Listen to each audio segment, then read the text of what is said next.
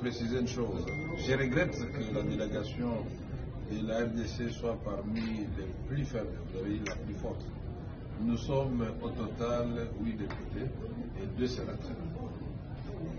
Au moment où les pays hôtes font la quarantaine, la France au 40. Ce qui fait que des commissions ont connu l'absence des délégués de la République du Congo, puisqu'ils ne peuvent prendre part aux travaux que des députés ou des sénateurs.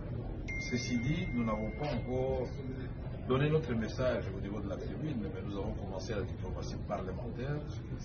Quand nous allons finir cet échange avec la presse, nous allons rencontrer le président des assemblées nationales et des sénats de l'Afrique pour avoir une stratégie commune en ce qui concerne la diplomatie parlementaire, parce que pour nous, l'Afrique doit aimer l'Afrique. Nous devons éviter l'hypocrisie au moment où nous savons que des pays africains, voisins de la République démocratique du Congo, sont sur le territoire congolais avec leurs troupes et des lances missiles, comme on l'a dit ce matin, sur RFI, avec des armes sophistiquées. Rien que les dernières interventions de ces armées qui soutiennent le mouvement terroriste M23 ont fait des dégâts évalués par les experts des Nations Unies de plus de 500 000 personnes. Un drame humanitaire. Mais le même rapport des Nations Unies parle de plus de 10 millions de morts dans la République démocratique du Congo. C'est un génocide oublié. Et nous, en tant qu'élus du peuple, dans le cadre de la diplomatie parlementaire, nous avons l'obligation de dire haut et fort notre désapprobation face à ce silence assourdissant de la communauté internationale. Nous engageons l'OIF à travers l'Assemblée parlementaire de la francophonie, hausser les tons et de pousser les pays qui ont une certaine influence sur les agressions de la République démocratique du Congo à prendre non seulement des mesures coercitives contre ces deux pays, mais des sanctions, de vraies sanctions.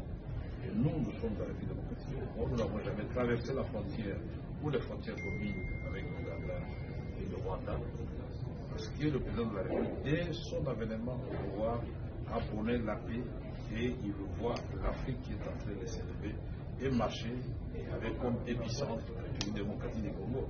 J'ai dit la locomotive. C'est cela le message de la République démocratique du Congo. Il n'est jamais trop tard pour bien faire.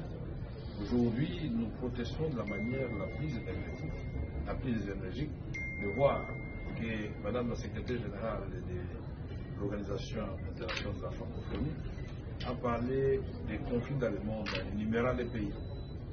Je préfère croire que c'était un oubli, plutôt qu'une façon subtile de ne pas citer la présence de troupes rwandaises sur le territoire congolais ou les troupes ougandaises.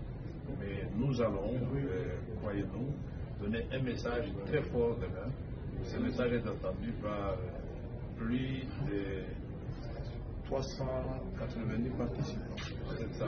Il n'y a pas meilleure tribune que ça. Ce sont des élus du peuple de leurs pays respectifs qui vont ramener ce message, puisqu'il y a des pays au monde qui vous disent qu'au moment où nous parlons, on est en train de jouer dans le Nord Kivu, dans le Turi, en République démocratique du Congo, pas par les armées venant de l'Occident ou de l'Asie ou de l'Amérique, mais par les voisins immédiats de la République démocratique. C'est pourquoi nous disons que l'Afrique doit aimer l'Afrique, et l'Afrique doit tourner la page des atrocités et voir comment projeter ce continent béni par Dieu dans l'orbite du développement. C'est cela notre mission ici. Et je remercie donc les députés